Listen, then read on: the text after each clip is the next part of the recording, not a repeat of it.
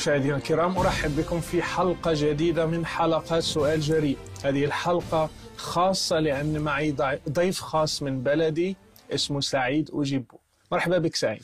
شكرا أخ رشيد، أنا فرحان كثير نكون معك. السلام عليكم et bien bonjour à toutes et à tous.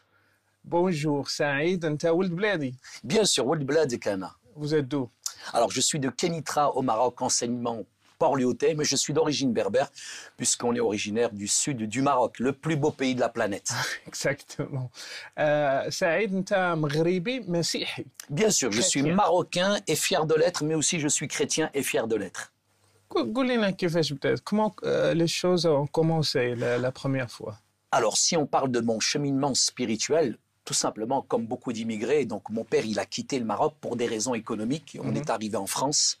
Et quand on est arrivé en France, en fait, mon premier réflexe, à cause un petit peu de l'attitude, de l'environnement, mais aussi de l'atmosphère et puis de l'accueil des Français, ça me faisait vraiment sentir que j'étais immigré, j'étais étranger. Donc l'accueil, non seulement il y avait des conditions climatiques, puisqu'on est arrivé dans une région où il y avait de la neige, où c'était glacial, mais l'accueil des Français était tellement glacial que finalement, j'ai commencé à pratiquer l'islam d'une manière vraiment volontaire, parce que c'était une manière de protéger mon identité. Quel âge tu Alors moi j'étais tout petit, hein. Je suis arrivé en France à l'âge de 3 ans et demi, mais ma pratique de l'islam, elle a commencé à l'âge de 8 ans, assez tôt. C'était à cause de ton père ou bien de la famille et l'environnement? Non, pas du tout. Non, pas du tout. En fait, c'est un réflexe identitaire.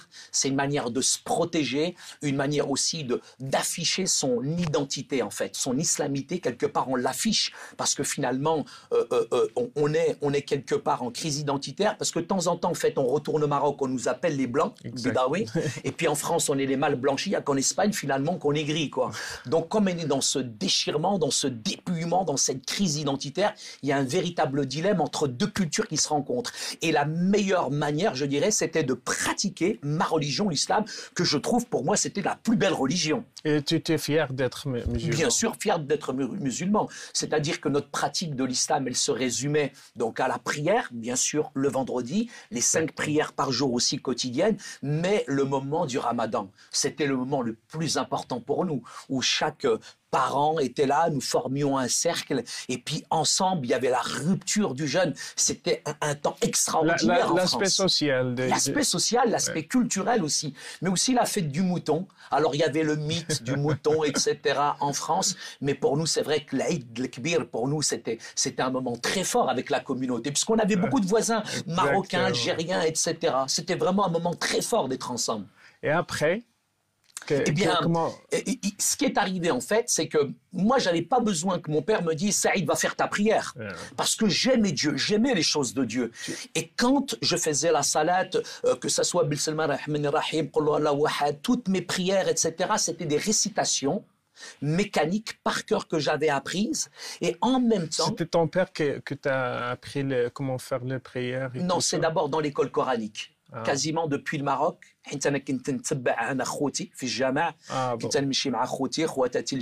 Donc tout petit, je me souviens, c'était sur de la terre battue. Je suis dans un bidonville au Maroc. J'accompagnais mes frères et sœurs. Et là, donc, on psalmodiait le Coran. C'est un rituel, c'est quelque chose de mécanique. Ça fait partie intégrante, je dirais, de l'éducation. Avant d'aller à l'école, je dirais, on est d'abord à l'école coranique. Donc, toutes ces prières, je dirais, moi, je les ai apprises par cœur. Mais en même temps, pour moi, très honnêtement, j'aimais Dieu. J'aimais les choses de Dieu et j'avais pas besoin que mon père me dise « Saïd, fais ta prière ou pas ». Parce que pour moi, je dirais, le moment de la prière, c'était sur une peau de mouton en France. Et j'ai l'impression que je me connectais directement. Donc j'ai l'impression que je me connectais directement en même temps avec le Maroc. C'était une protection. Mais j'ai vraiment senti les limites finalement de la prière. Parce qu'arrivé un moment, je disais à mon père « Papa, est-ce que je peux encore prier ?» Mon père disait « Là, ça fait khallasti. Ça y est, t'as fait ta prière, t'as pas besoin de plus. » Mais honnêtement, sincèrement, à l'intérieur de mon cœur, j'avais envie d'une intimité, d'une relation avec Dieu. J'avais vraiment envie de communiquer, de parler avec Dieu. Et mon père me disait « Non, khlas. » Et honnêtement, j'avais l'impression que mes prières dépassaient pas le plafond. Pourquoi ce sentiment? Tu n'es pas satisfait de seulement faire les prières et tout ça? Pour moi, effectivement, il y avait comme une insatisfaction. C'est-à-dire que c'était des prières qui étaient rituelles, mécaniques, des récitations. Il y avait une forme, c'est vrai, d'adoration, mais en même temps, il n'y avait pas d'intimité avec Dieu. Par exemple, je ne pouvais pas dire librement à Dieu « je t'aime ». Et c'est quelque chose qui est complètement contradictoire. C'est-à-dire qu'en même temps, il y a cette forme d'adoration, mais en même temps, j'avais l'impression que la Livebox ou la Wi-Fi spirituelle, elle était en panne quelque part. Il n'y avait pas de connexion véritablement avec le ciel. Et à l'intérieur de moi-même, j'étais pas satisfait. Donc je disais à mon père, mais justement, papa, j'ai prié, mais je veux encore prier. Il me disait, non, ça y est, khalasté, c'est fini, t'as fait ta prière. Ouais. Et j'ai senti vraiment les limites, je dirais, dans l'adoration, je dirais, dans la contemplation, dans le fait de vouloir vraiment saisir Dieu, de communiquer avec lui, j'étais limité. Est-ce que ça t'a poussé à chercher plus encore, peut-être il y a d'autres religions, d'autres formes, d'autres chemins à Dieu? Ce qui a développé en moi cette recherche ardente de Dieu, c'est que j'ai posé, parce qu'on est quand même petit, on se pose des questions métaphysiques, etc. Et je me posais cette question et je me disais, mais si je viens à mourir, où est-ce que je vais après la mort? Et ça, c'est très honnêtement, c'est quelque chose qui me hantait, c'est quelque chose qui vraiment à l'intérieur de moi me perturbait, parce que je me disais, mais si je viens à mourir, j'aimerais tellement être avec Dieu, j'aimerais tellement être dans son paradis, dans cet univers-là. Ouais. Et mes parents, j'étais tout petit, j'avais 8 ou 9 ans, j'ai posé la question à mes grands frères, j'ai posé la question aux gens autour de moi, ils me disent « Allahu a'lam », Dieu seul le sait. Exactement. Et moi, je me disais, mais finalement, je suis dans un train, je suis en train de tourner en rond toute ma vie et je ne sais même pas où ce train je ne sais même pas où ce train va me déposer. Et à l'intérieur de moi, je me disais, c'est pas possible. Nous, en tant que musulmans, nous avons la plus belle, la plus grande des religions dans le monde et on ne sait même pas finalement si nous sommes sauvés ou pas. Et cette, je dirais, question de l'assurance du salut, pour moi, elle était primordiale. Pourquoi je suis sur Terre? Si je suis sur Terre, c'est vraiment, en tout cas pour moi, pour savoir où je vais. Sinon, à quoi ça sert de pratiquer une religion? Wow. Donc, tu t'es vraiment, tu n'es pas content de savoir qu'il n'y a pas d'assurance dans l'islam. Non seulement il n'y avait pas cette assurance du salut, et je respecte l'islam, au niveau théologique, au niveau coranique, aucun musulman sur cette terre ne peut dire qu'il a l'assurance de son salut. Et pour moi, c'est un véritable gouffre, c'est un véritable choc. Et la deuxième chose pour laquelle véritablement j'étais quand même perturbé, je m'interrogeais, pour moi c'était vraiment un questionnement très important, c'est de rentrer dans cette communion, dans cette relation avec Dieu. Ça, c'est important pour moi. C'est vrai que la religion est belle. La religion est belle, elle est impressionnante. Il y a de bons principes de moralité. Il y a des choses, je dirais, sur l'illicite, le halal ou le haram, etc. Je dirais, en apparence, la forme est très belle. Mais en même temps, à l'intérieur, je m'excuse, mais j'étais comme une carcasse vide. Khawi al-dakhl. J'étais vide à l'intérieur de moi. Donc pour moi, c'était vraiment essentiel de connaître la vérité. Et donc, comment tu as fait pour trouver l'assurance, pour trouver le salut, ou bien de trouver cette relation que tu as cherchée avec Dieu, la relation intime? Bien sûr. Alors, tout simplement, quand on quitte son pays, c'est un déchirement. C'est difficile, l'immigration. Et quand on arrive en France, on est étranger, on est perturbé, on est mal accueilli. Et malheureusement, j'ai connu en France le racisme, les discriminations discrètes ou ouvertes, où finalement, à l'intérieur de nous-mêmes, finalement, on est cassé, on est brisé parce qu'on nous renvoie une image qui est négative et ce dénigrement finit par être intégré en même temps, intériorisé et de plus en plus, je ne pratiquais pas un seul islam parce qu'il n'y a pas un islam, il y a plusieurs islams. Exactement. Bien sûr, il y a l'islam de mes parents, un islam traditionnel que je respecte, mais comme en même temps, on subit l'échec scolaire, on subit les discriminations, le racisme, on est plus dans ce qu'on appelle un islam de l'exclusion. Et cet islam de l'exclusion m'a petit à petit basculé dans ce qu'on appelle l'islam radical. Je me suis radicalisé avant beaucoup de personnes. Pourquoi? Parce que j'étais influencé par le contexte géopolitique. J'étais influencé, je dirais, par le conflit israélo-palestinien. J'étais influencé, je dirais, par tous ces États arabes qui sont en situation d'infériorité. Et ça, à l'intérieur de moi-même, il y avait comme une révolte. une véritable violence qui ne se voyait pas en apparence. Mais à l'intérieur de moi-même, cette violence, elle était réelle. Non seulement la violence des médias, non seulement la violence du contexte géopolitique, mais aussi la violence parfois de l'atmosphère des quartiers en France où c'est vraiment violent.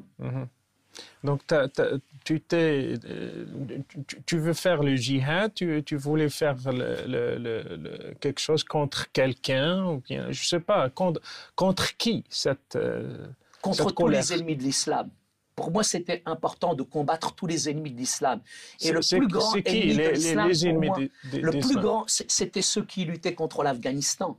J'étais tout petit et quand je voyais ce conflit, quand je voyais les images à la télévision, j'avais qu'une envie, mais j'étais trop petit. J'aurais voulu mourir pour Dieu. J'aurais voulu m'engager et lutter contre les Russes parce qu'ils étaient en train de casser, de briser notre peuple en Afghanistan. Et c'est vrai que je vivais en même temps comme un Afghan dans nos quartiers. Je vivais comme un Palestinien dans nos quartiers. Et finalement, cette violence qui avait à l'extérieur a fini par être intégrée, intériorisée à l'intérieur de moi-même. Et cette violence, finalement, qu'est-ce que vous voulez que je devienne? Charline Gaz de la maison dans la prairie?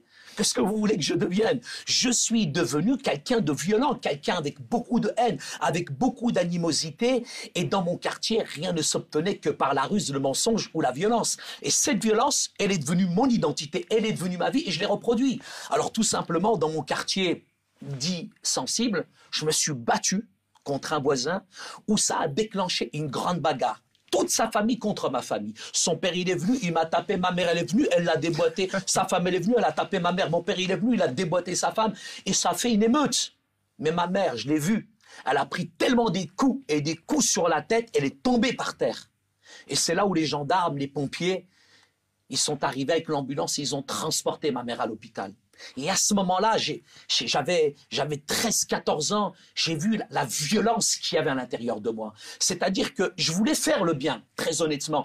Mais c'est comme si le mal, il était collé, il était attaché à moi. De temps en temps, je voulais tendre la main comme ça, mais toujours ça se terminait avec des poings. Et dans mon cœur, j'étais cassé, dans mon cœur, j'étais brisé. Mais quand j'ai vu ma mère par terre, à ce moment-là, j'ai dit, c'est pas possible. Toute ma vie, toute ma vie, je vais être comme ça, je vais être violent. Et à ce moment-là, j'ai vraiment crié à Dieu. J'ai jamais crié à Dieu, hasha haram. Tu peux pas parler à Dieu directement. Ouais. Mais là, j'ai dit, Ya Rabbi, atiqni, aouni, Ya Rabbi, viens, aide-moi, libère-moi de cette haine, libère-moi de cette violence. Et ce qui est arrivé, c'est assez étonnant. Au-dessus de chez nous, il y avait des Français. Ils venaient juste d'habiter au-dessus de chez nous. Et le salut ne peut venir que d'en haut. Ils ont frappé chez nous, toc, toc. Et ils nous ont dit, on va garder vos petits frères et sœurs parce que votre maman est à l'hôpital. C'est un choc en France. C'est la première fois qu'on voyait des Français venir chez nous des Arabes. Sans préjugés, sans stéréotypes, sans clichés. Ils sont venus et ils nous ont dit, voilà, on veut garder vos petits frères et sœurs. Vous savez très bien, frère Rachid, nous sommes d'une culture où on ne sait pas dire non. On leur a dit non. Oui. Et ils ont gardé mes petits frères et sœurs. Et ces Français-là, ils étaient tellement différents des autres. Je me souviens quand ma mère, parce qu'il y a quand même l'aspect culturel qui est là, ma mère, quand elle est sortie de l'hôpital, elle leur a fait un couscous marocain. Un très bon couscous. Et c'est vrai. Et eux nous donnaient des gâteaux au chocolat. Ma mère, elle faisait le bon tagine marocain. L'impression que t'as faim, là, Jihan ou là. Qu'est-ce que c'est obligé. Qu'est-ce que ça fait? C'est la fin. Non, ça a été effectivement avec cette famille française une grande amitié. Parce que, très honnêtement, nous étions quand même réticents, méfiants en arrivant en France. En France, il y avait quand même chez nous des préjugés à l'égard des Français, du christianisme. Et moi, je pensais que les chrétiens, c'était tout ce que je voyais à la télévision ou tout ce qu'on m'avait dit, et toutes ces choses qu'on m'a dit se sont érigées comme des dogmes, elles ont pris des allures de vérité, et à l'intérieur de moi-même, finalement, j'avais déjà enfermé l'Occident et les Français dans une boîte. C'est tous des Juifs, c'est Kulhum Ihoud. Pourquoi on a cette attitude? On voit les Français ou bien les chrétiens sont tous des Français, surtout au Maroc, Nsara. Nsara sont contre nous parce que l'histoire joue un rôle aussi parce qu'ils étaient au Maroc pendant... Bien sûr, oui, bien sûr, il y a eu la période. Et après, donc, on voit les Nsara sont les Français, sont contre nous, contre l'islam, contre... Pourquoi on a cette attitude Moi, je pense que tout d'abord, il y a un sentiment, je dirais, qui est d'abord humain. Je pense que quand on parle, par exemple, de racisme, le racisme, il est une réalité. Mais le racisme, c'est pas une affaire de couleur. Je vois bien aujourd'hui dans certaines régions, même en Afrique du Nord, c'est une tribu contre une autre tribu. C'est un quartier contre un autre quartier. Et je pense que c'est lié d'abord, tout vient du cœur. Le racisme, c'est pas une affaire de couleur. C'est une affaire de cœur. Et je pense qu'à l'intérieur, il y a cet égoïsme. Il y a cet égo qui est là. Il y a la peur de l'inconnu, la peur de l'autre. Et c'est vrai qu'on parle du racisme toujours que dans un sens. Mais tout le monde, les uns et les autres, nous avons peur, je dirais, des uns et des autres. Alors, ce qui se passe pour moi, c'est que je pense à l'intérieur de nous, je dirais que parfois nous sommes influencés, je dirais par un courant, une idéologie politique, etc., où certains profitent d'une fragilité, d'une faiblesse pour essayer de nous séduire. Et souvent au nom de la religion, mais c'est plutôt au nom d'une idéologie politique, etc. et tout, je dirais pour influencer les gens. On est dans une société, frère Rachid, où aujourd'hui on communautarise, on catégorise, on met de plus en plus aujourd'hui les gens en opposition, et c'est le règne de l'khouf, la peur aujourd'hui. C'est la peur, mais je crois aujourd'hui dans un Dieu, très honnêtement, qui est venu sur cette terre renverser toutes les barrières sociales et religieuses et qui nous invite à vivre vraiment comme des enfants du Père. Et pour revenir à cette famille-là, ça a été extraordinaire, cette famille-là. Parce que cette famille-là, ils nous ont aimés, ils nous ont considérés, nous nous sommes liés d'amitié avec eux, et il y avait un échange de plats, tagine, gâteau au chocolat, etc. Mais c'est vrai qu'il y a un jour où on a été surpris, c'est qu'ils ont offert une Bible qui s'appelle Muqaddas à ma grande sœur Fatima. Mais ils n'ont pas offert cette Bible, je dirais, comme du prosélytisme. C'est parce que tout d'un coup, ma sœur, quand on s'est lié d'amitié avec eux, ces Français étaient chrétiens. Et comme il y avait une Bible chez eux, et comme le Coran dit le Coran dit respecte aussi les gens du livre, nous avons obéi à ce précepte, à ce décret, à ce commandement, à cet ordre. Et donc ma grande sœur a lu la Bible. Mais attends, l'Injil تحرف. Alors justement, si vous dites que l'Injil t'harraf, j'aimerais savoir où m'harraf, par qui m'harraf et à quel moment m'harraf. Je sais, mais tu n'avais pas cette arrière-pensée que l'Injil, c'est pas le même, l'Évangile, c'est pas le même que... Disons qu'il y a un double discours. Il y a certains qui aujourd'hui viennent de différentes écoles de pensée où ils nous invitent, je dirais, et nous invitent, je dirais, à considérer, à respecter les autres religions, puisque normalement, d'après ce qu'on m'a appris traditionnellement, l'islam c'est la paix, l'islam c'est l'amour, l'islam c'est la tolérance. Donc si l'islam c'est la paix, si l'islam c'est l'amour et la tolérance, donc je dois respecter les autres religions, c'est s'intéresser aux autres religions, et nous avons obéi tout simplement. Et ma grande sœur, Fatima, la première, a commencé à lire la Bible. Mais en lisant la Bible, ça a été une surprise. C'est que ma grande sœur Fatima, elle s'est convertie. Je ne sais pas, Rachid, frère Rachid, si vous réalisez, on est en France, une famille immigrée, pauvre, dans un quartier pauvre, avec une fratrie de 11 enfants, avec une dominante de grands frères. Et notre sœur se met à genoux dans le salon marocain face à mes parents, et j'entends, je suis dans la chambre, mais j'entends ma sœur, parce qu'il y a des mots qu'on ne prononce jamais dans une famille musulmane. Exactement. Et ma sœur dit à mes parents tout d'un coup, Ani Messihiya, maintenant je suis chrétienne. Astaghfirullah. Wow. C'est un séisme, c'est un ouragan, c'est un tremblement de terre.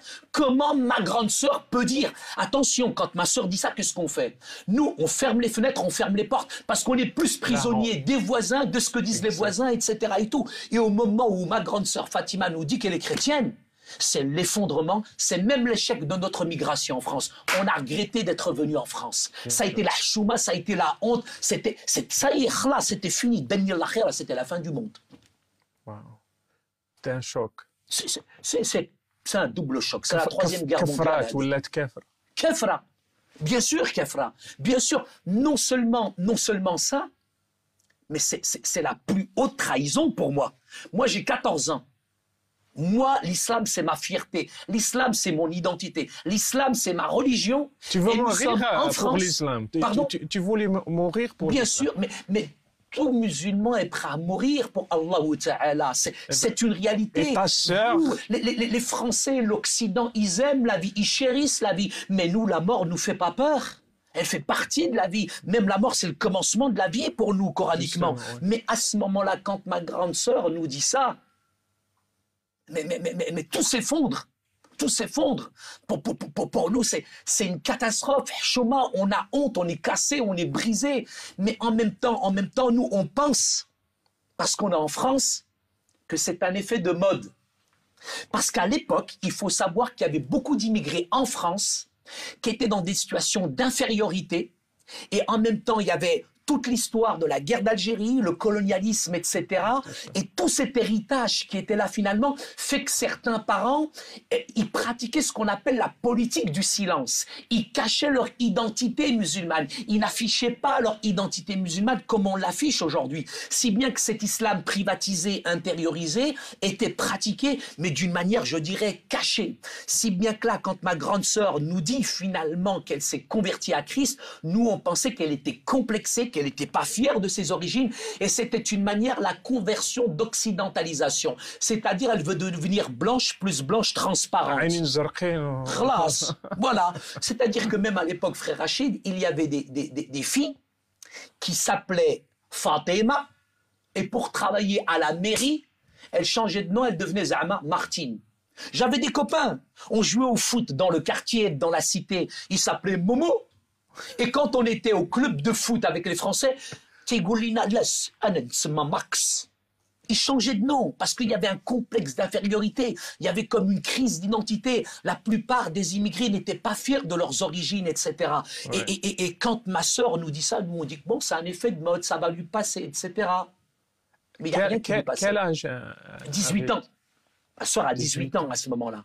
Et ma soeur fait un choix intellectuel, spirituel. Elle n'a pas été séduite. Ces Français, je dirais, qui étaient là, lui ont juste offert un livre. Et elle a lu. Elle a lu le livre. Elle a lu ce livre, Kitab al-Muqaddas.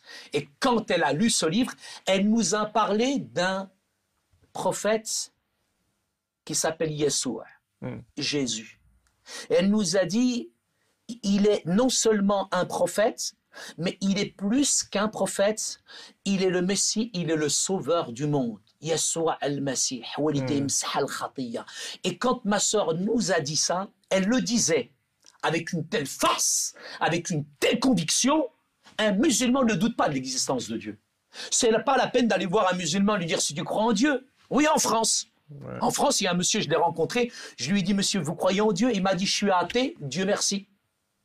Peut-être ici, en Occident, mais un musulman est fier de son identité. Je crois que c'est dans notre ADN, dès la naissance. Mais quand ma grande sœur nous a partagé en quelque sorte sa foi, comment elle a rencontré Jésus, c'est d'abord une expérience, c'est dans la prière, c'est dans l'adoration, où elle a compris en lisant la Bible que finalement elle était pécheresse. Al-Khatiyya, le péché c'est pas voler, mentir, tricher, c'est grave, mais le pire des péchés c'est qu'on a détourné nos regards de Dieu, c'est cette souffrance qu'on inflige directement avec Dieu, c'est cette communion qui s'est brisée avec Dieu. Et quand ma sœur nous a explicité son cheminement spirituel, mais j'ai jamais douté de ma foi.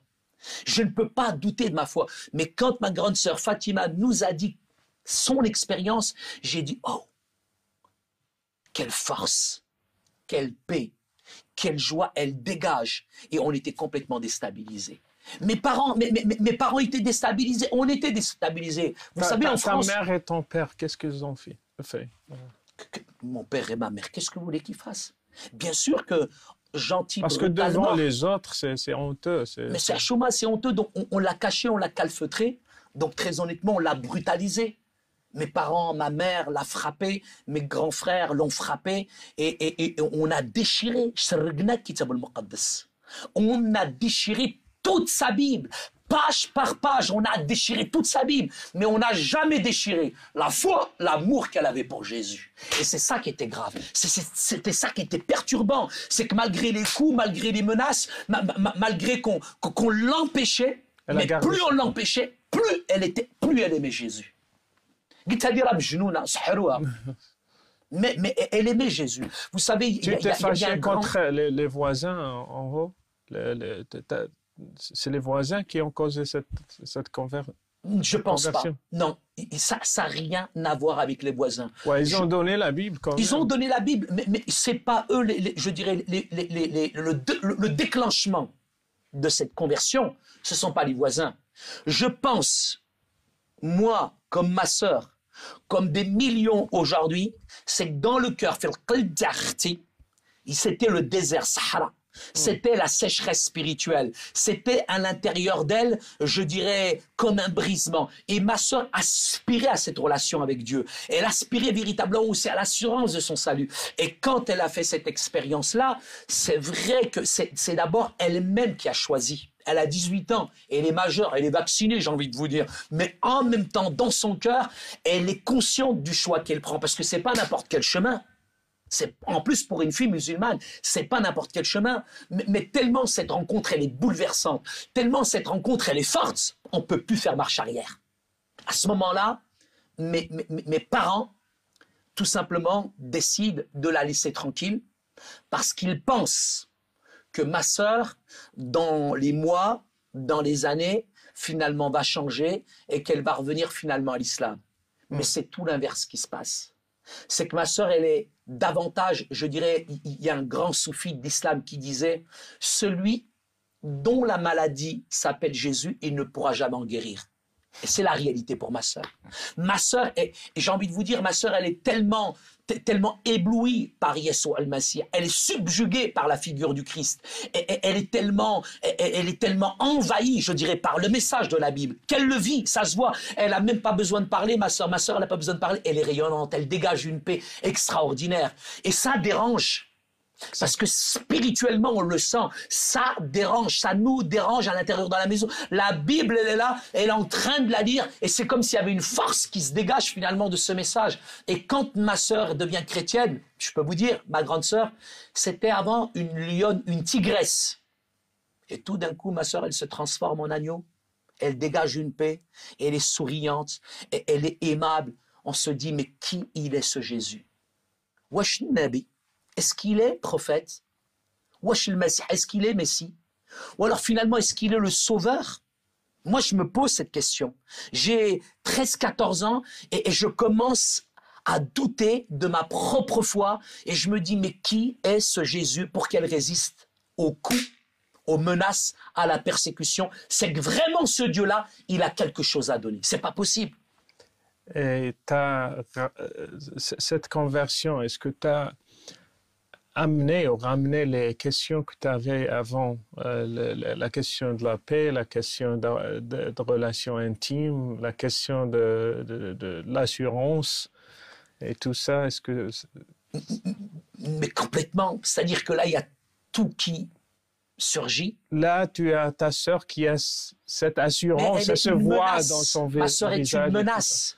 Je suis partagé par ce double sentiment de haine, de rejet, parce que ma sœur nous trahit et en même temps j'envie ce qu'elle a. Je veux être comme elle. Je désire ce qu'elle dégage. Mais en même temps, je la hais, je la déteste. Je suis pris à l'intérieur de moi-même contre la haine, contre le mépris. Et en même temps, il y a je l'aime et en même temps, j'ai pitié pour elle. Mais en même temps, je désire ce qu'elle a. Mais j'ai peur. Ana kheft. Bien sûr. J'ai peur de trahir mon pays parce qu'en trahissant ton pays, tu trahis ta religion, tu trahis ta famille, tu trahis plus de 1400 ans d'histoire. Et pour moi, il y a un dilemme, il y a un combat à l'intérieur de moi-même.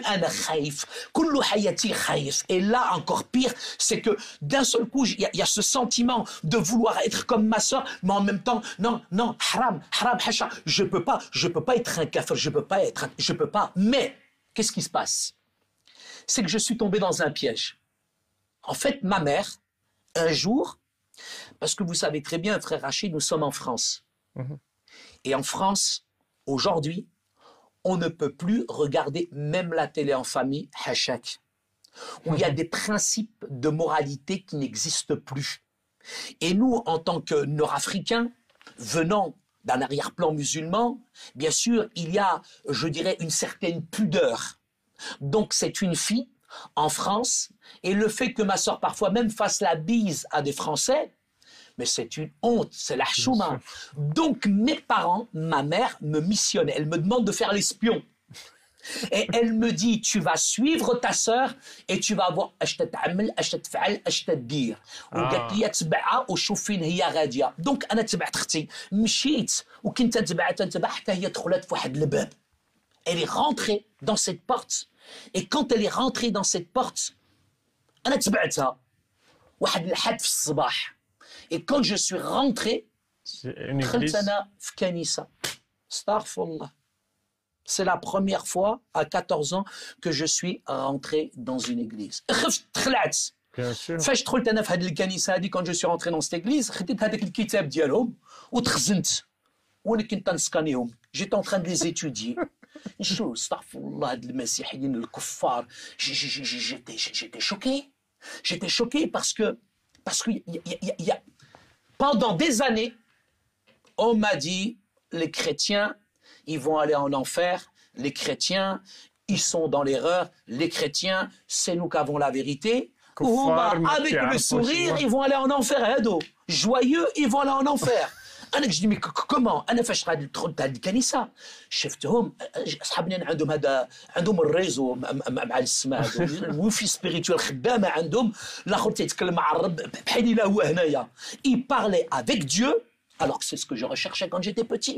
Il parlait avec Dieu comme si Dieu était là. Il n'y avait pas d'intermédiaire. Il disait simplement des prières. Notre Père, nous t'aimons. Nous te demandons pardon pour nos péchés. Nous t'aimons. كيفاش؟ هو تيتكلم مع الرب وانا شكون انا؟ Frère Rachid, c'est choquant. Quand vous voyez ces chrétiens dans cette église qui s'adressaient à Dieu avec amour, avec respect, je me dis mais c'est pas de l'intimité, c'est de l'impudence. Mais comment eux ils ont du réseau? Moi j'ai pas de réseau. Et j'étais choqué parce que je voyais ces croyants, ces chrétiens, ils se mélangeaient comme de l'eau dans l'eau. Ils ne se critiquaient pas, ils se jugeaient pas. Ils sont soumis, ils sont soumis. Ce sont des musulmans, c'est pas possible. هادشي اللي كتقولي يا الوالده ممكن هادو هما المسلمين. هادو هما المسلمين صح. لا مي سي فري. ما كاينش الحشيك الهضور وكل شيء لو كريتيكي الاخر هذاك لابس هادي دايره هذا. Non, il y avait un amour, une simplicité dans cette église في هذه الكنيسه. Donc tu étais choqué de voir ça. أنا choqué. أنا pendant des années on m'a menti, on m'a dit que les chrétiens c'est des mangeurs de cochons, c'est des buveurs, c'est des débauchés, etc. وشفت سيدي هاد الناس هادو أحسن مني. Parce que moi, je vivais avec l'apparence. Eux, ils vivaient avec le cœur. Mais là, quand j'étais dans cette église-là... Tu as fait la comparaison entre tes prières comme un musulman, bien sûr. Seulement des rituels, raka', sujud et tout bien ça. Sûr. Mais eux, ils ont vraiment une relation. Ils parlent à Dieu comme un père. Bien sûr. Mais en même temps, il y a chez moi de la peur, le khouf, de la crainte et de la méfiance. De la méfiance, pourquoi? Parce qu'il y a eu la colonisation, il y a eu la guerre d'Algérie, il y a eu le prétendoriat, il y a eu toutes ces choses-là qui font que je me méfiais toujours des Français. Gaouri, Gaouri, Nsrani, Nsrani. Et je me disais, Hado, ils sont souriants, ils prient, ils sont heureux. C'est artificiel. Voilà, c'est artificiel. C'est pour mieux pour m'avoir. Moi, c'est des sectes chrétiennes pour mieux m'avaler moi. Déjà là, بتجودو اختي بغاو يدخلوني انا. Donc انا كنت نسكانيهم، انا كنت نشوفهم، جيت en train de les étudier. سكانير ديالي مشى في الكنيسه وتيدور. علاش؟ حيت انا خايف. انا frère Rachid, je peux pas me laisser séduire comme ça. On va pas c'est impossible. Un arabe reste un arabe. Tu vas pas me détourner de ma religion parce que ma religion c'est la meilleure.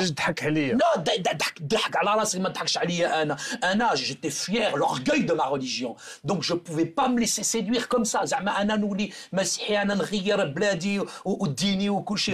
Jamais de la vie. Donc qu'est-ce que j'ai fait? La vérité. Quand j'ai vu ma sœur et que tout se passait bien, هربت من الكنيسة. Mais فاش هربت من الكنيسة شدوني شي عزوزات des vieilles dames françaises là هادوك جراو عليا. C'est la première fois qu'elles voyaient un arabe dans une église. وجراو عليا يقول viens ici il y a le petit marocain. وانا في فرنسا عايش في فرنسا انا لو راسيسم جو كوني انا لو قاوري فاش تهز يدوا عليا باش يضربني وهادو جاو لعندي وديروا لو بتي ماروكان انا عمرني مشهد المحبه كي شفتها في الكنيسه هذه j'ai jamais vu des gens m'aimer comme on m'a aimé dans cette église. La première fois que je me suis senti aimé en France, c'est pas au commissariat de police. L'église. C'est dans une église qu'on m'a aimé, que j'ai senti la chaleur, que j'ai senti véritablement l'amour en France. C'est nulle part ailleurs dans cette église, j'ai senti le vrai amour. وهاد العزوزات هادو عجوزات العجوزات هاد العزوزات هاد الشرفات هادو نسيتي الدارجه انا سعيد الدارجه ديالي مشات ضعيفه مسكين انا الدارجه عندي ديال السبعينات انا تضحك عليا نعطيك طريحه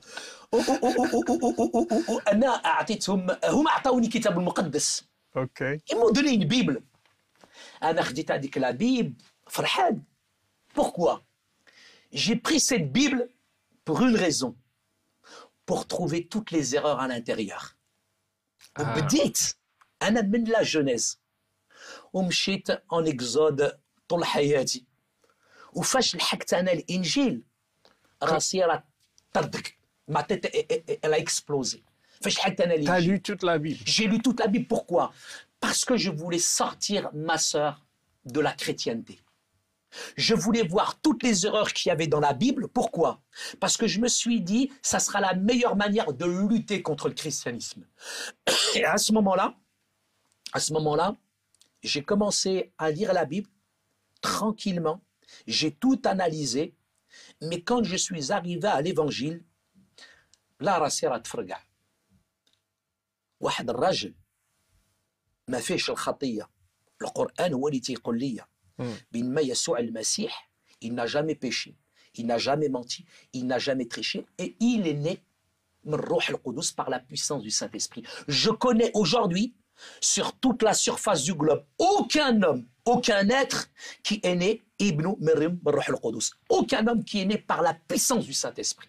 C'est impossible. Et en plus, cet homme-là, il n'a jamais péché, il n'a jamais menti, il n'a jamais triché. Il y a des hadiths qui nous disent même le péché l'a même pas effleuré. Quand je suis arrivé à la personne de Jésus, j'étais en train d'étudier la Bible en cachette de mes parents. J'ai été frappé par le message de l'Évangile. Quelqu'un qui n'a jamais péché, qui n'a jamais menti et qui en même temps vient prendre mes péchés. ما فهمتش هاد القضيه انا ما فهمتهاش علاش يسوع المسيح واخد الخطيه تاعي mais انا كنت dans un raisonnement intellectuel et en même temps avec une influence, je dirais, de ma religion et de ma conception, je dirais, musulmane du christianisme. Si bien que pour moi, j'avais beaucoup de barrières psychologiques à l'égard du christianisme, où je ne pouvais pas réaliser, comprendre que Dieu envoie Yeshua al-Masih, le Sauveur, sur cette terre, un homme qui n'a jamais péché, jamais triché, jamais menti, et que cet homme-là prenne mes blâmes, prenne mes péchés. Je suis pécheur. Ok, mais je faisais toutes sortes de bonnes actions pour pouvoir atteindre le ciel. Mais le ciel, il m'a atteint. Le ciel, il est venu sur cette terre à travers Jésus. Il fallait un déconditionnement du Saint-Esprit. Il fallait vraiment beaucoup d'humilité, que de la tête ça descend jusqu'au cœur, jusqu'à que je comprenne la grâce elle s'achète pas, la grâce elle se monnaie pas, la grâce on la reçoit par la foi, l'iman. Et moi j'étais dans un raisonnement coranique, intellectuel, dans le blocage psychologique, plus tout le contexte géopolitique, si bien pour moi, tout de suite je pensais que Jésus, de toute façon il est blanc aux yeux bleus, il est là à la Maison Blanche, jusqu'à où je réalise finalement que Jésus, quand j'ai vraiment réalisé qui il était, Anna, j'ai été frappé par le message. Le premier message que j'ai été frappé, c'est aimer vos ennemis. Ah, ça, on ne le trouve pas dans le Coran. J'ai étudié beaucoup de religions et je les respecte toutes, mais j'ai jamais vu ça ailleurs. Aimez vos ennemis, bénissez ceux qui vous maudissent et même priez pour ceux qui vous maltraitent. Et la Bible, quand elle me disait si on te frappe sur la joue droite, il faut entre là et là, d'abord. C'est clair, je ne peux pas me laisser faire. Pour moi, si tu me frappes, je te frappe. Si tu me gifles, je te mets 4 gifles. Mais là, quand j'ai vu l'amour de Dieu, il est tellement grand. L'amour de Dieu, il est tellement fort que j'ai été frappé par le message de Jésus. Mais honnêtement, il m'a fallu du temps. كان خصني الوقت. قنيطري كيفاش تقول لواحد قنيطري تقول له لا نجيب لك الموس انا. نضربك على هذا الخد دور لي الخد. انا نعطيك بالراس قبل ما ندور لك انا هنايا. C'est normal. C'est ma vie. J'ai grandi comme ça. La violence elle a été toute ma vie. Et là, كتاب المقدس, la Bible elle me dit زعما tiens si tu as une chemise, tu vas la donner. Comment je vais donner? Mais j'ai été subjugué, frappé, je dirais, par le message du Christ, qui est un message d'amour, un message de pardon, un message véritablement qui m'a perturbé. Pendant des mois et des mois, secrètement, j'étudiais la Bible, je posais encore des questions à des imams, je posais des questions autour de moi, j'essayais de comparer, j'ai comparé Mohammed et Jésus, j'ai comparé la Bible et le Coran, et il n'y a pas de comparaison à faire. Quand je suis arrivé à Yeshua al-Masih, à la personne de Jésus, j'ai été frappé par cet homme qui a été suspendu entre le ciel et la terre, et j'ai compris que ce n'est pas les clous qui l'ont gardé sur la croix, mais c'était le mahabba, c'était l'amour qu'il avait pour moi. Et quand j'ai réalisé l'amour de Dieu, là je me suis dit, j'ai laissé le doute s'installer. C'est difficile de laisser le doute s'installer dans son cœur. On ne peut pas laisser le doute, ce n'est pas possible. Mais j'ai commencé à avoir une critique de mon propre texte, de comparer la Bible et le Coran. Et c'est là où... Tu n'avais pas de questions sur le fait que, par exemple, Jésus est le Fils de Dieu. Comment c'est une question, mais c'est une question qui est fondamentale. C'est une question qui est fondamentale. Mais frère Rachid, si vous êtes au premier étage d'une maison, et vous voyez votre fils que vous aimez en train de se noyer, qu'est-ce que vous faites? Je descends moi-même. Vous allez descendre, mais pourquoi vous allez descendre? Pour le sauver. Pour le sauver, mais parce qu'on l'aime. Est-ce que vous pouvez me décrire cet amour? Personne ne peut décrire cet amour. Et là, vous êtes en train de me demander de vous expliquer l'inexplicable. Dieu s'est fait chair. Dieu s'est fait homme. L'amour de Dieu s'est fait chair. Dieu s'est fait homme. La parole, elle s'est fait chair. Elle est venue, elle a habité parmi les hommes. Mais les hommes, ils l'ont pas reçu à cause de quoi? Takabar, à cause de l'orgueil. Bien sûr qu'il est le fils de Dieu. Mais Hasha Haram, il n'est pas le fils de Dieu dans un sens charnel, mais c'est dans un engendrement spirituel.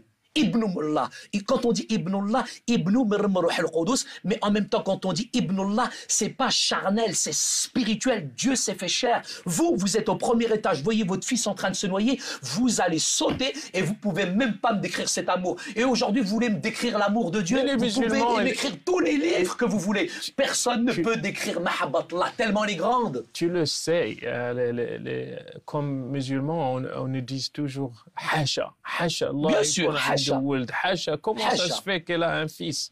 Bien sûr. Donc, comment tu peux expliquer ça à un musulman comme toi à 14 ans? Dieu a un fils. Pour moi, ce qui est important, c'est de vous dire que Dieu avait une solution, il avait un plan. Depuis le commencement, quand Adam et Ève ont péché, Dieu les a recouverts de la peau d'un animal. Et quand il les a recouverts de la peau d'un animal, ça c'était le symbole d'un sacrifice. Dans le sang, il y avait la vie. Quand Abraham a voulu égorger son fils, là encore, on a le symbole du sacrifice. Mais quand Jean le Baptiste, c'est 2000 ans, c'est pas il n'y a pas longtemps, 2000 ans, quand Jean le Baptiste va voir Jésus, il va dire, voici l'agneau de Dieu qui ôte le péché du monde. Frère Rachid, il fallait quelqu'un de pur, quelqu'un de parfait, qui vienne sur cette terre pour prendre nos péchés, prendre nos erreurs. Et cet être suprême, Allah ou Ta'ala, que vous le vouliez ou pas, peut-être ça rentre pas dans nos têtes, ça rentre pas dans notre raisonnement, parce que la Bible, Kitab al-Muqaddas, qu'est-ce qu'elle dit? Celui qui s'élève, quand la connaissance s'élève, quand la réflexion s'élève, eh bien, finalement, on peut pas comprendre ça. Mais si tu viens avec un cœur humble, si tu demandes à Dieu de véritablement te montrer la signification du mot fils de Dieu, Dieu peut te montrer cette signification. Aujourd'hui, tout simplement, moi, je crois crois, parce que c'est la Bible, Kitab al-Muqaddas, qui me le dit. Je crois que véritablement, Yeshua al-Masih, il est le Fils de Dieu, mais pas comme, je dirais, on nous l'a enseigné coraniquement. Exactement, Parce que je reviens à la Trinité. La Trinité coranique n'a rien à voir avec la Trinité biblique. La Trinité coranique, c'est Dieu, Marie et Jésus. Justement. Alors que la Trinité, je dirais plutôt chrétienne, c'est une triunité. Je dirais c'est le Père, le Fils et le Saint-Esprit. Allah wahad, Dieu, il est unique. Lam yalid ou lam yulad. Il n'a pas engendré, il n'a pas enfanté. C'est clair, Dieu n'a pas eu de relation, excusez-moi, charnelle avec une femme et lui un fils. C'est un engendrement, c'est un miracle, mu'jiza. Même le Coran corrobore ce que dit la Bible. La Bible qui est venue des siècles et des siècles avant le Coran, ils nous disent que c'est un fait miraculeux. Trouvez-moi un homme aujourd'hui, sur cette terre, qui est né par l'action du Saint-Esprit. Même Adam, il est né du souffle de Dieu et Meshir Ruh al-Qudus. Ça, c'est une grande différence. Et c'est vrai que ça, ces points-là sont cruciaux sur la question du Fils de Dieu, sur la question de la Bible, qu'elle n'est pas la parole de Dieu, mais plus on fouille, plus on cherche, plus moi j'ai été conforté. Je dirais que Kitab al-Muqaddas wa Kalim Allah. J'ai été frappé par ce message de la Bible, et c'est cette Bible qui a commencé, parce que j'ai pas fini, cette Bible a commencé à changer mes sentiments, à transformer mon cœur.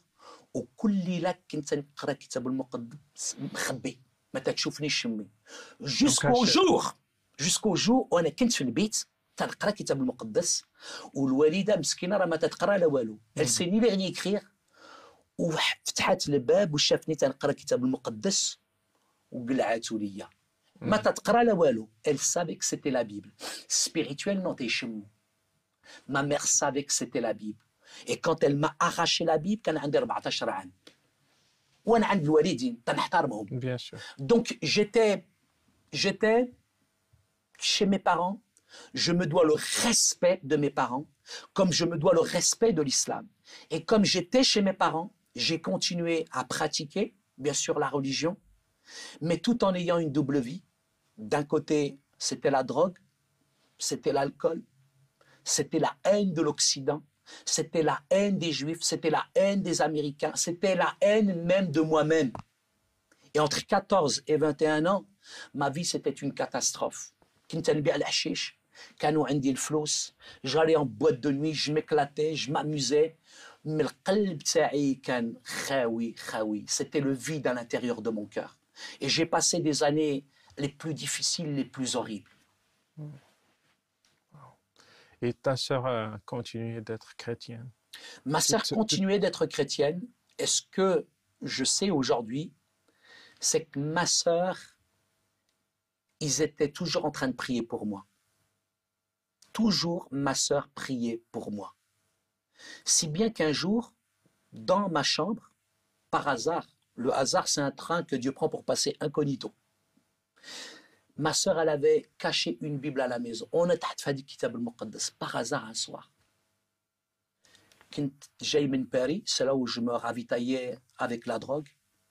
Et je rentre dans ma chambre et dans la bibliothèque, par hasard, c'est là où je cachais la drogue, je trouve la Bible. La première chose, parce que c'est un livre saint.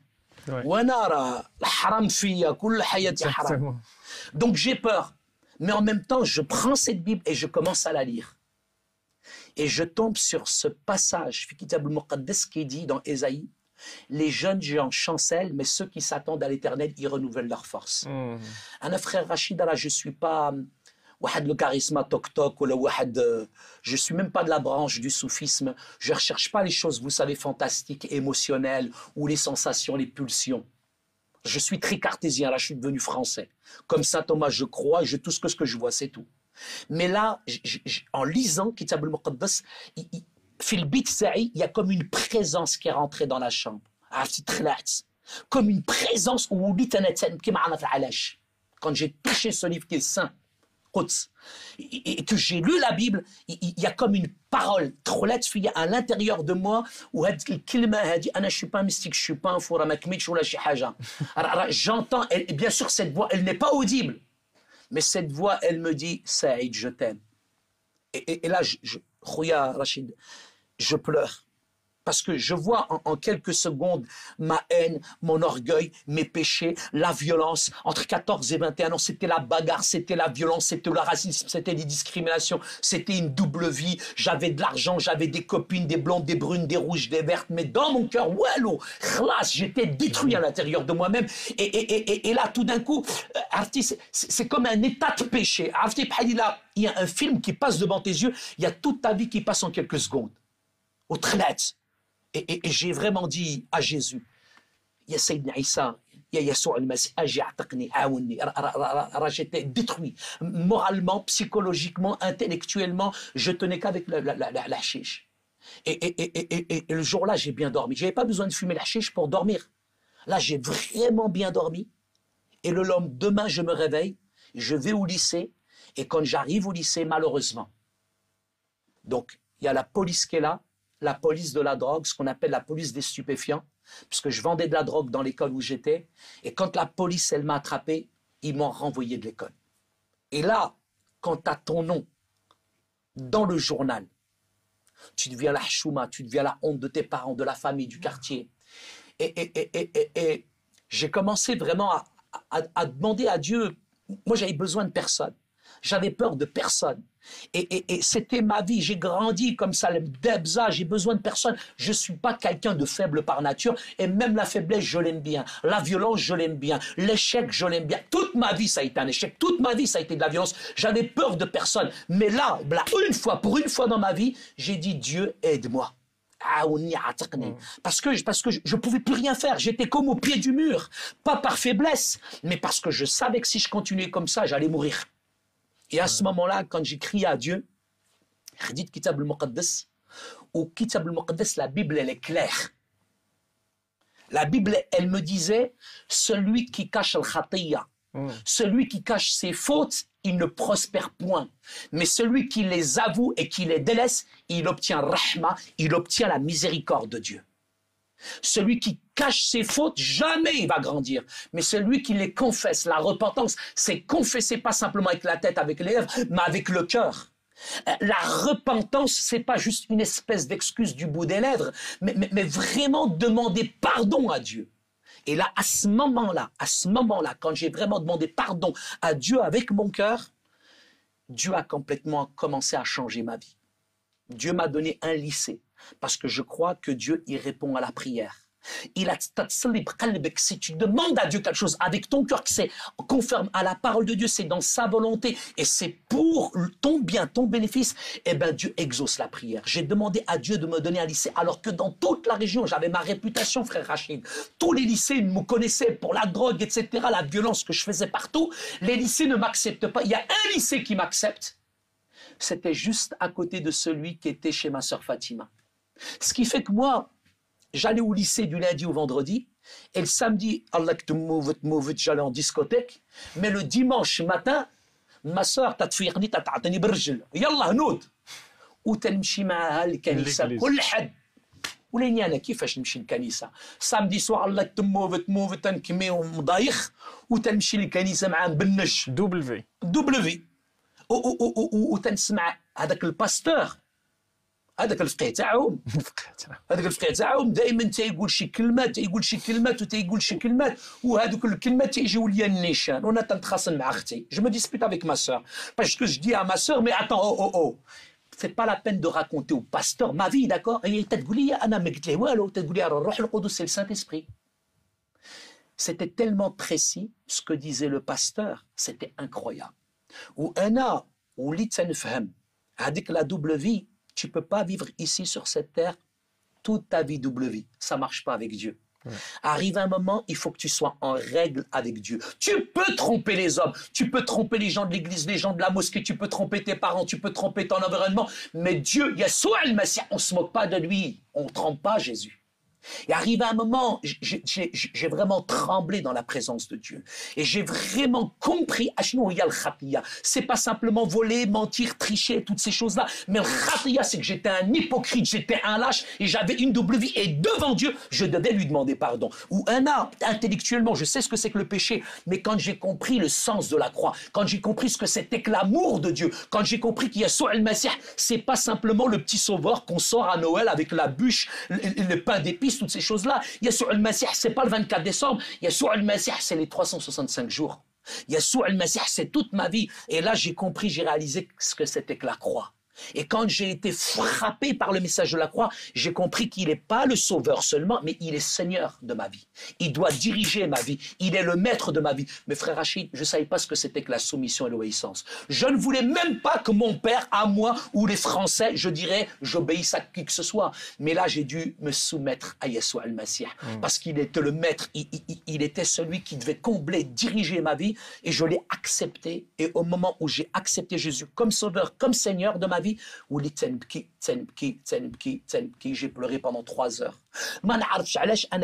Je savais même pas pourquoi je pleurais, mais j'ai comme quelque chose qui m'a envahi, et toutes ces choses qui m'ont envahi me montraient mes péchés, mes erreurs. Comment je suis pas comme ça. C'est comme il a un miroir. C'est comme si tu voyais un miroir, et dans ce miroir, finalement, tu vois toute ta vie défiler. Mais j'ai dû abdiquer, j'ai dû accepter mon péché. Et Dieu m'a convaincu de péché, de justice et de jugement. Et quand là, véritablement, j'ai réalisé la croix, vraiment, il y avait comme une tristesse qui m'a envahi, une tristesse très forte qui m'a envahi, mais en même temps un sentiment de joie qui me disait « Je t'aime et je te pardonne pour tes péchés ». Ce jour-là, il a... Ta sœur était avec toi? Non, elle n'était pas. J'étais tout seul dans ma chambre. C'est comme si j'étais né une deuxième fois. Je ne sais pas ce qui m'arrivait. Physiquement, intellectuellement, psychiquement, j'avais l'impression que tout d'un coup, le Saïd, l'ancien, il est parti. Et j'étais une personne nouvelle. Où j'ai j'ai une joie extraordinaire. Tu parles de ma mère. Elle me Walida. Mais j'étais tellement heureux, j'étais tellement joyeux, j'étais tellement envahi d'un sentiment, d'une joie extraordinaire. C'était fort, c'était vraiment beau.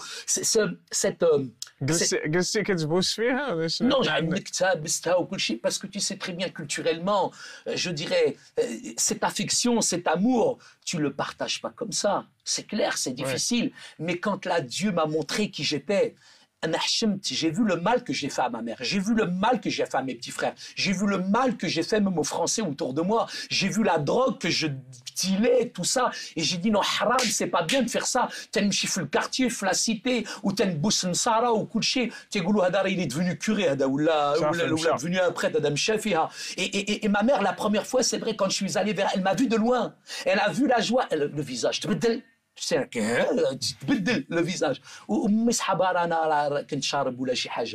Mais ce qui s'est passé, c'est que on n'a pas besoin de parler. كنتي 14 ans في هذا الوقت؟ 18 ans. 18 ans. 18 ans. Entre 14 et 18 ans, là, ça a été une catastrophe. Mais mon cheminement spirituel, à 18 ans jusqu'à 21 ans, alors je ne suis pas devenu chrétien. Ce n'est pas un singe à qui on apprend à faire des grimaces. Entre 18 et 21 ans, je ne suis pas devenu français ou là, occidental. J'avais tellement peur, moi, de quitter ma religion. J'ai mis longtemps. J'ai fait beaucoup d'études, j'ai beaucoup recherché entre la Bible et le Coran. J'ai comparé, j'ai voyagé jusqu'à le jour où j'ai fait cette expérience avec Jésus. Mais ce n'est pas fini, frère Rachid. Attention. On n'a pas besoin de parler. Parce que ma mère, je ne peux même pas sortir ma langue. Ma soeur, elle était plus courageuse que moi. أنا ما رضيتش ما قدرتش نقول للوالدة أنا راه مسيحي. مي الوالدة راه عرفتي الوالدين كي دايرين. الوالدة راه حسوا وشمات وما قالت والو. وفاس الناس ديال الجامع جاو quand les gens de la mosquée ils ont appris parce que le téléphone arabe il est jamais en panne dans nos cités dans nos quartiers. هذاك تيخدم هذاك. Bien sûr. قالوا لي راه ولك كافر ولا مسيحي وهي قالت لهم mon fils je préfère le voir comme il est maintenant que comme il était avant d'être لهم الفم. C'est tout. C'est tout. C'est ça. Bien sûr. Bien sûr, ma mère, elle m'a vu changer, etc. Elle a dit, mon fils, il est devenu nouveau. Et j'avais 21 ans. Et comme j'étais sérieux, ما وليتش تنمشي نشطيح ونضيح في الديسكوتيك وكل شيء دايما في الدار وليت مزيان. قالوا هذا ولا مزيان خصنا نجوجوه. Il voulait me marier. Ah oui, il voulait me marier. صافي هذاك ولا مزيان ولا رجع الطريق وجي ولا بعقله وكل شيء كان بغاو يجوجوني. انا قلت لهم انا راه ما نجوج مع حتى واحد. Je suis amoureux de Jésus. C'est ma vie, Yeshua al-Masih. C'était toute ma vie. Vraiment, frère Rachid, il y avait quand même mon père, le problème. بلاتي سعيد عندنا فاصل on doit s'arrêter. اوكي عندنا فاصل مشاهدين أن لدينا فاصل نتوقف وبعده نعود لإكمال هذه الحلقة الشيقة مع الأخ سعيد أوجيبو. في الظلام هو المصباح، وفي الجوع هو الغذاء، وللروح العطش هو ماء الحياة. فيه كامل الإعلان عن محبة الله للإنسان. إنه الكتاب المقدس، كلمة الحياة التي تحتاجها كل نفس بشرية. يمكنك اليوم إضافة إلى حصولك على نسخة من الكتاب المقدس أن تستمع إليه أو تقرأه إلكترونيا باتباع الخطوات التالية. أولا، ابعث بإيميل إلى العنوان التالي bible@hayatv.tv ونحن نرسل لك التفاصيل والروابط. أو يمكنك زيارة الموقع الإلكتروني التالي bible.is. في هذا الموقع يمكنك تصفح الكتاب المقدس أو الاستماع إليه، كما يمكنك تحميله على هاتفك الخلوي.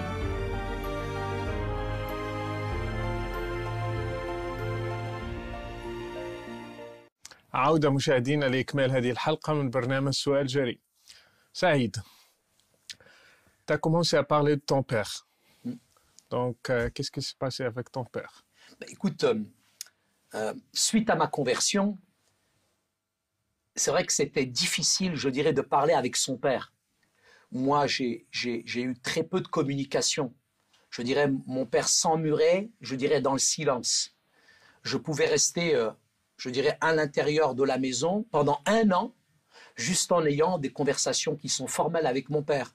Et la relation père-fils, culturellement, est très difficile. Ouais. Moi, j'ai jamais regardé même mon père dans les yeux.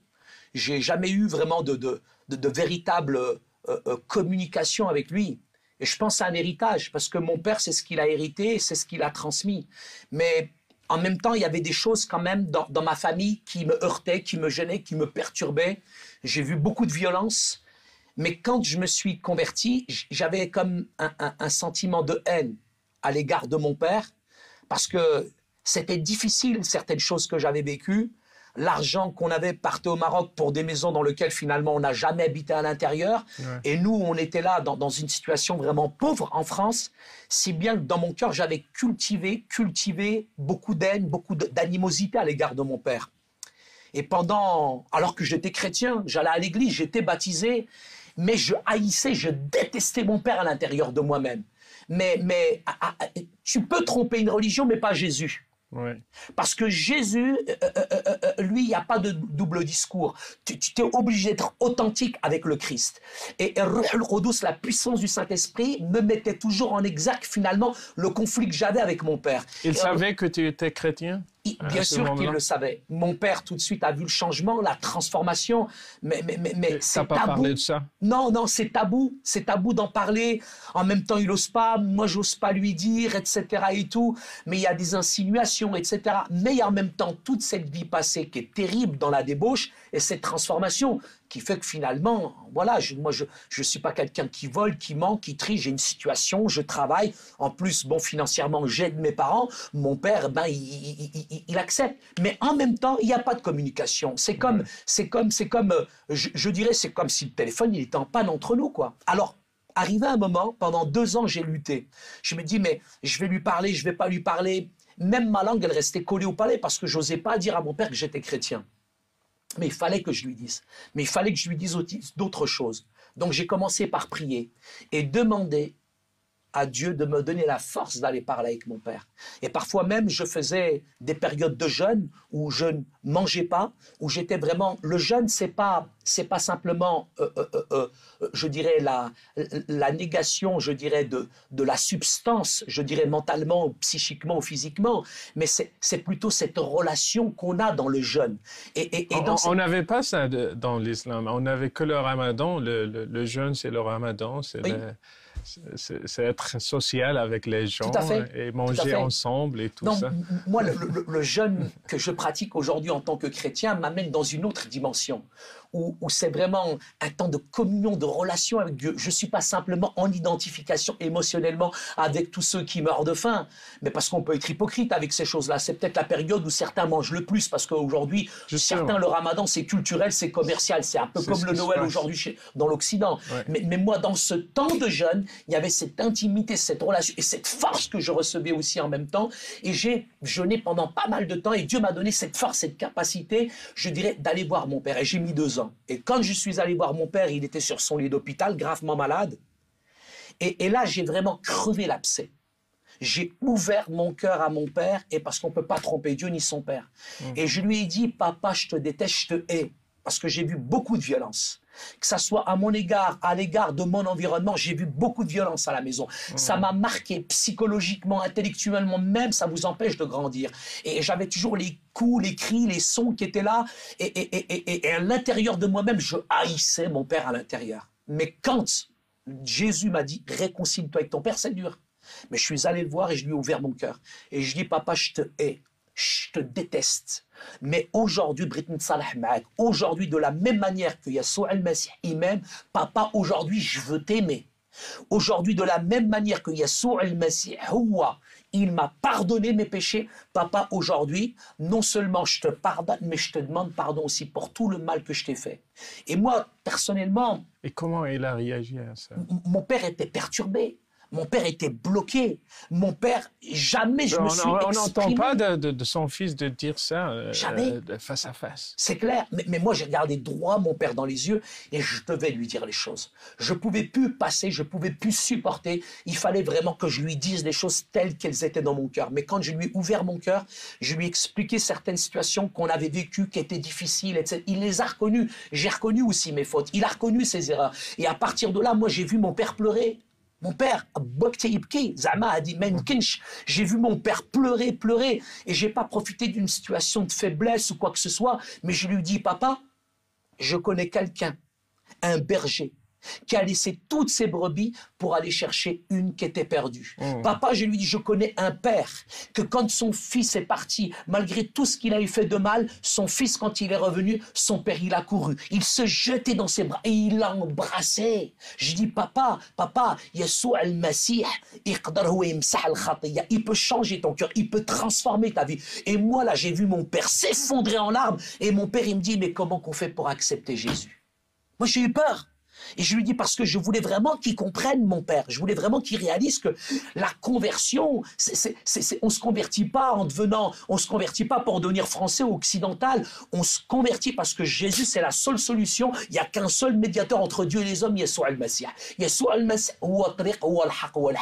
Jésus, il n'est pas un des chemins sur cette planète, il est le chemin. Il n'est pas une des vérités. Il n'y en a qu'une, c'est celle du cœur. Et en plus, et je lui dis, papa, si tu l'acceptes, il peut changer, transformer ta vie. Et mon père a fait ce cheminement spirituel. Il a compris ça. Il a compris ça. J'ai pu parler, dialoguer avec lui, et ça a été un changement, une transformation. Moi, j'aurais jamais compris. Tu n'étais pas surpris, la réaction comme Bien ça? Bien sûr. Il accepte sur Mais place. Je me demandais justement s'il avait compris, réalisé. Mais quand j'ai vu mon père s'effondrer, vous savez, quand il y a cette présence de Dieu, quand elle nous touche, cette grâce particulière, cette irruption de la grâce, c'est quelque chose de formidable, de fondamental, de miraculeux. Et à ce moment-là, mon père, il m'a dit, mais moi aussi, je veux faire cette expérience. Et quand mon père a fait cette expérience, mon père, c'est devenu un père, où je l'ai serré dans mes bras. où je lui ai dit papa, je t'aime. Là, j'ai serré mon père dans les bras et je lui ai dit papa, je t'aime. Et c'est devenu un véritable père pour moi, c'est devenu un frère pour moi, c'est devenu un ami pour moi. Et mon père, pendant, je dirais, des années et des années, nous nous sommes réconciliés. Et je réalise une chose, frère Rachid, c'est que la religion, elle nous éloigne de Dieu.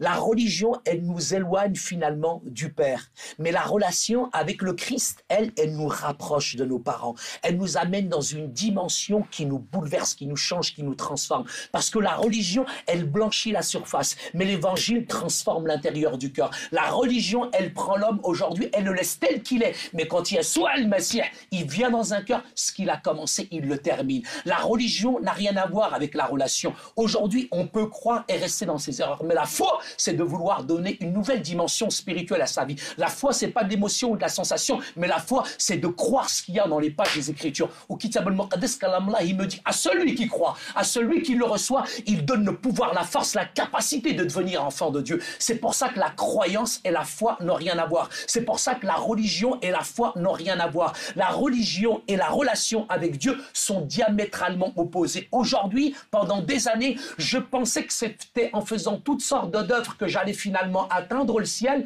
Finalement, je me suis rendu compte que finalement le ciel m'a atteint à travers Jésus et il m'a réconcilié. Jésus, il est venu renverser toutes les barrières sociales et religieuses et il nous invite véritablement à vivre comme des enfants du Père. Et Dieu, Yeshua al-Masih, il n'y a personne, aucun psychologue, aucun psychothérapeute, aucune thérapie, aucune politique, aucune religion ne peut changer un être humain. Personne ne peut changer sa vie, mais يسوع المسيح هو اللي بدل قلبي وحياتي وحتى واحد ما غيبدل قلبي وحياتي إلى يسوع المسيح هو الحق هو الحياة هو الطريق. Amin. Amin. Waouh, là, ta mère, comment elle a réagi? Ma mère, vous savez, une maman, quand elle m'a vu, Elle a dit ça devant tout le monde, bien ton sûr, père? bien sûr, mais une maman reste une maman. Une maman, elle a qu'une envie. Une maman, elle a qu'une envie, c'est arja al-dinak, c'est reviens à ta religion. Et je comprends ma mère. Parce que j'ai vécu la situation de ma sœur. Ma sœur, quand elle-même, elle est devenue chrétienne, j'étais dans les mêmes sentiments que ma mère. Mais parce que le 5e commandement dans la Bible, dans la parole de Dieu, c'est honore ton père et ta mère. Elle est ici. J'aime mes parents, je suis soumis à mes parents, je respecte mes parents. J'ai un héritage culturel que je respecte. J'ai un héritage, je dis, religieux, mais je dirais la foi, je l'ai choisi. Je suis aujourd'hui plus dans une religion, mais dans une spiritualité, dans une communion, dans une relation avec Dieu. Si bien que ma mère, je comprends son envie, etc. C'est qu'elle me voit, elle voit très bien qui je suis marié, j'ai des enfants, je suis pas en train de voler, etc. et tout. Mais tout ça fait que ma mère, aujourd'hui, c'est vrai que il y a une déception, mais en même temps, je dirais, il y a aussi le témoignage qui est là. Aujourd'hui, ma vie a été changée, ma vie a été transformée. Et ça, la preuve là, personne ne peut le faire. C'est une miracle. Il n'y a personne qui peut changer un être humain. Il n'y a personne qui peut transformer même une nation. Il n'y a que Jésus qui peut le faire. Et à partir de là, je peux dire qu'aujourd'hui, très honnêtement, avec ma mère, j'ai des très bonnes relations. Je visite ma mère régulièrement. Je veux dire je veux dire avec ton père. Lorsqu'elle a su que ton père est devenu chrétien. À partir de là, c'est clair qu'il n'y avait pas de... c'est tabou. On ne peut pas en parler. Elle voyait le changement, la transformation. Voilà, comme il y a un changement, il y a une transformation. On ne peut pas en parler, on ne peut pas en dialoguer. Et c'est caché, toutes ces choses-là. C'est masqué. Et puis même, je dirais, le fait qu'il y ait ce cheminement spirituel de la part de mon père, c'est clair que je sais que quand un de mes grands frères l'a appris, mais lui s'est vraiment mis en colère, quoi. Parce que c'est la pire des choses, je dirais, qui arrivent dans une famille. Mais moi, c'est pas moi qui l'ai déclenché. Ça, c'est Dieu. Dieu appelle qui il veut, il choisit qui il veut. Le mahabbatullah, elle est pour tout le monde aujourd'hui. Et moi, ma prière, c'est que vraiment, je souhaite que chacun fasse cette expérience-là. pas l'expérience de l'occidentalisation du christianisme. Si on suit aujourd'hui le christianisme pour devenir chrétien, on se plante. Mais c'est suivre le Christ, celui qui a été le modèle. Yeshua al-Masih huwa khubz al-hayat. Yeshua al-Masih huwa an-nur al-alam. هو الحق وتعطينا الحق هو الحياة ويعطيك الحياة هو النور ويضويك هو السلام وتعطيك السلام. Il est la vie. Il est la vie. Et cette expérience-là, je trouve qu'aujourd'hui, c'est égoïste. À chaque personne qui rencontre le Christ, qui vient d'un arrière-plan musulman ou pas, pourquoi il ne la partage pas?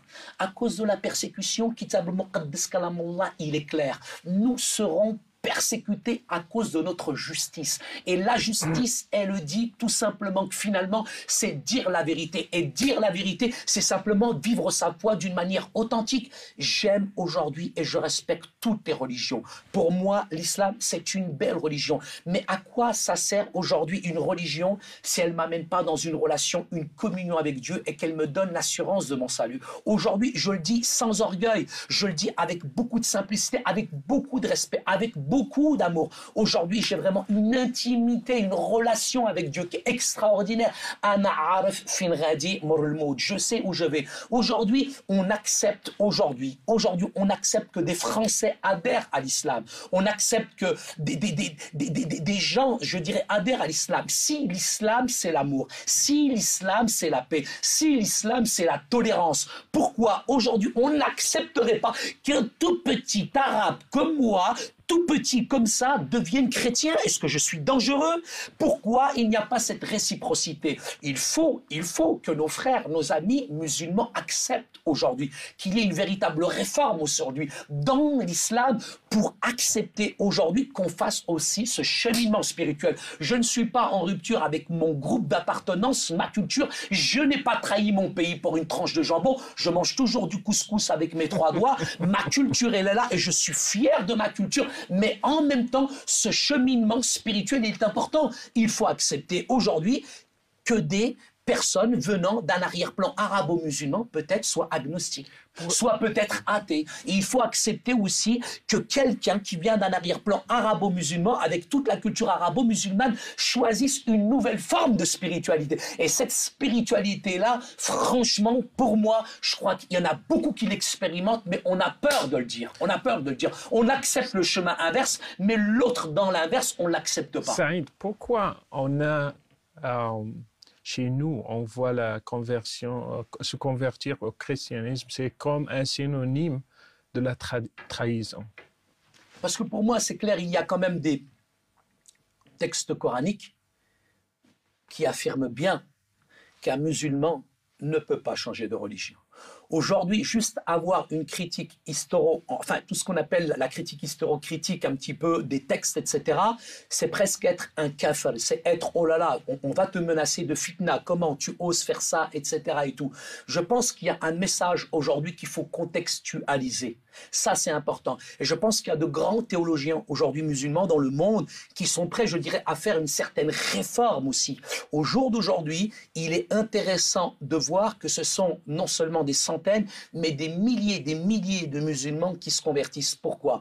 Excusez-moi, mais je suis fatigué avec certains personnes qui sont malhonnêtes, des détracteurs, qui vous disent « Ouais, mais Hadar, il s'est converti pour des papiers, il s'est converti pour de l'argent, mais celui-là, il n'a jamais été musulman. » Mais tous ces gens-là, ils n'osent pas s'avouer une vérité. Ils n'osent pas s'avouer c'est une vérité. C'est que finalement, ça les blesse, ça les heurte, ça les dérange aujourd'hui, oui, qu'il y ait des musulmans qui deviennent chrétiens. On est très fiers et on met en exergue quand un Français devient un musulman, tout le monde applaudit des deux mains.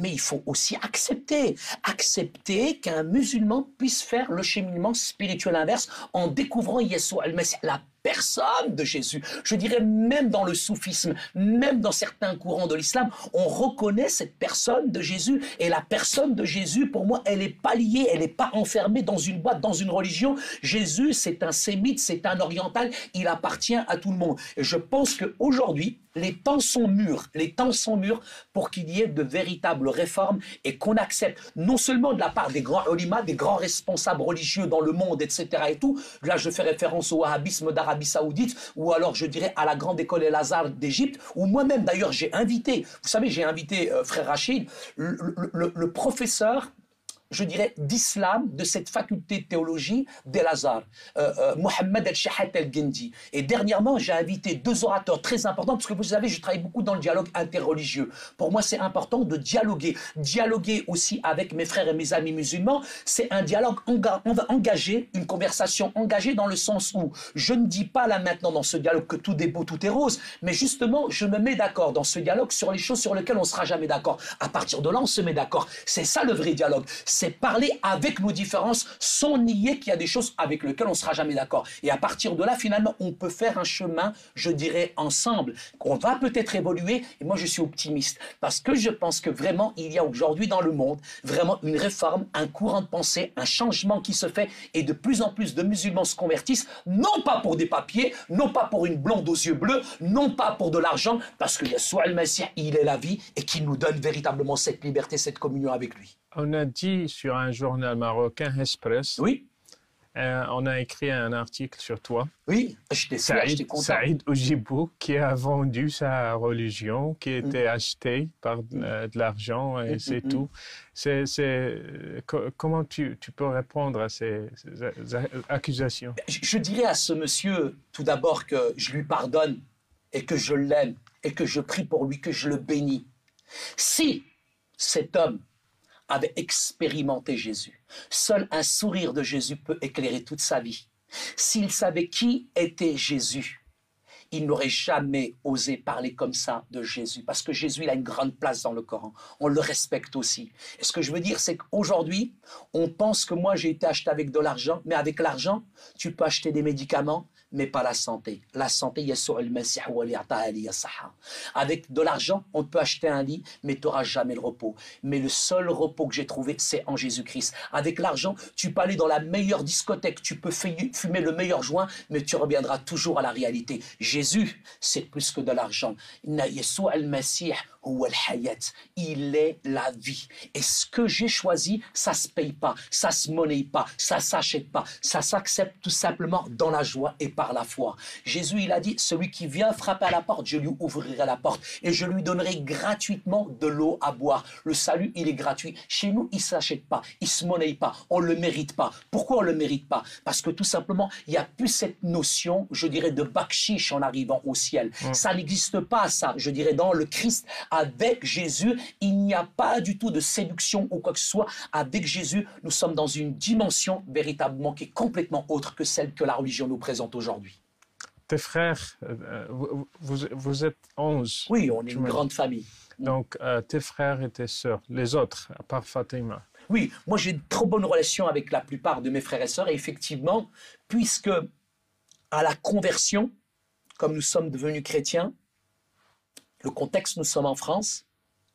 Donc, il y a certains membres de ma famille qui sont devenus beaucoup plus musulmans qu'avant, en fait. Avant, ils n'étaient pas vraiment musulmans. Et même dans mon entourage, mes amis. Mais quand finalement on se convertit, il y a l'effet inverse qui se crée. Finalement, ils deviennent même musulmans plus que musulmans. Ils redécouvrent finalement l'islam. Donc, ce qui fait qu'il y a une séparation. C'est clair, net. Il n'y a plus aucune relation avec certains membres de ma famille. Ça, c'est clair. Mais Kitab al-Muqaddas Kalamullah nous le dit. On va être persécuté. C'est une réalité. Je dirais, frère Rachid, la conversion, c'est pas Disneyland. On pense que devenir chrétien, tout est beau, tout est rose, etc. Mais même Yeshua al-Messie a été persécuté. Si on a persécuté Jésus, mais vous vous attendez à quoi? C'est clair qu'on est persécuté, mais la persécution, elle n'est pas simplement physique. Je préfère encore prendre un coup plutôt qu'on m'ignore pendant des années et des années. La pire des persécutions, vous savez, frère Rachid, elle est où? C'est où? Elle est en Occident. Elle est en France. Elle est dans l'Occident. La pire des persécutions, c'est la persécution de l'abondance, qui est insidieuse. Elle est sournoise.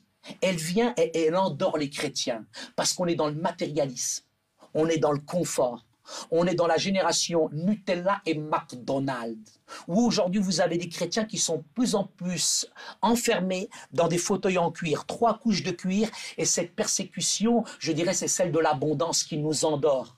Mais quand on est réellement persécuté, Au contraire, ça nous réveille, ça nous stimule et on sait à qui on appartient aujourd'hui. Jésus nous dit, malheur à vous quand on dira du bien de vous. Il faut faire attention aussi. Maintenant, est-ce que ma vie, quand j'ai signé mon contrat avec Jésus, est-ce qu'elle est en conforme avec la réalité du message de l'Évangile? Parce que le message de l'Évangile, frère Rachid, c'est un message qui dérange. Si dans notre vie spirituelle, nous ne sommes pas, je dirais, le chrétien, il ressemble pas au monde. Le chrétien, il est à l'inverse du monde. Et aujourd'hui, dans certaines prises de position, je dirais, qu'elles soient politiques, sociales et culturelles, je dirais quand je me prononce sur des choix de vie, sur certaines problématiques aujourd'hui dans la société, c'est clair qu'on est persécuté. Je dirais, aujourd'hui, dans le monde dans lequel on vit, on sera automatiquement persécuté, mais si dans le contrat que nous avons signé avec le Christ, on n'est pas persécuté, je me pose vraiment des questions.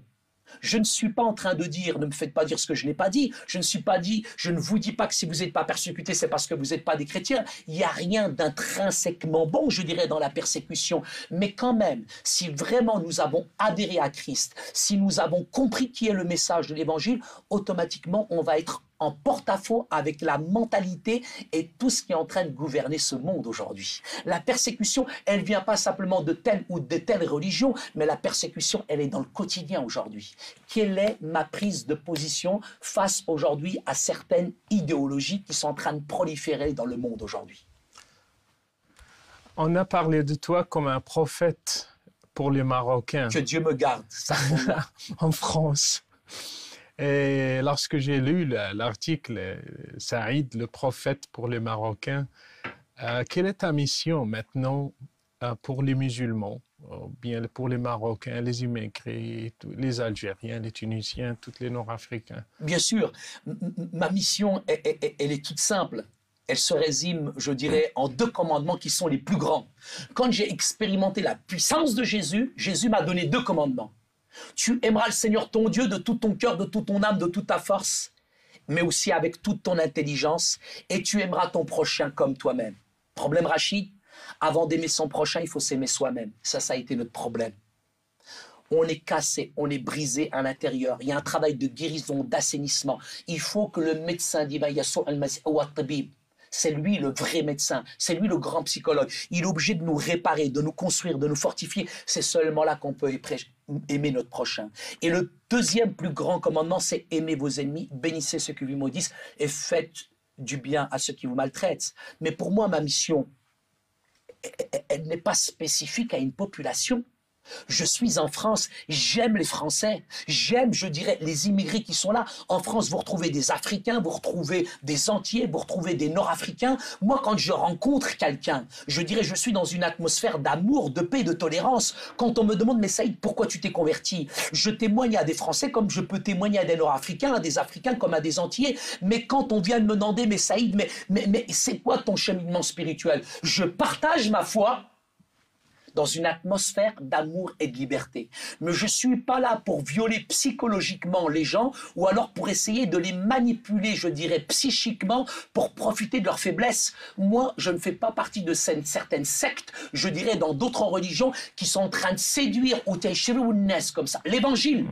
L'évangile, d'abord, c'est quelque chose qui se partage avec amour, avec joie, mais dans une atmosphère de liberté. Et seul le Christ est capable de toucher les cœurs. Quelle est ma mission? Je dirais ma mission, c'est de rendre tout d'abord heureux mon épouse et mes enfants, de prendre d'abord soin de ma famille, de pouvoir, je dirais, les éduquer, leur donner le meilleur de moi-même. C'est de pouvoir aussi prendre soin aussi de mes parents et de ma famille qui est dans mon entourage. Et c'est de respecter le pays dans lequel Dieu m'a mis, qui s'appelle la France. Et j'aime la France et j'aime ce pays. Et je crois qu'il y a de grandes valeurs ici en France qui sont judo et chrétiennes que je dois aussi, je dirais, respecter. Mais ma mission aujourd'hui, c'est vrai que je suis consultant en prévention urbaine. Ça c'est mon métier, je travaille dans différents quartiers sensibles en France, mais j'ai une autre casquette, c'est vrai que je suis pasteur. Je suis pasteur de l'église protestante en France. Ça, c'est un pasteur marocain. Pasteur d'origine. Et pourquoi pas qu'il y aurait aujourd'hui des pasteurs marocains,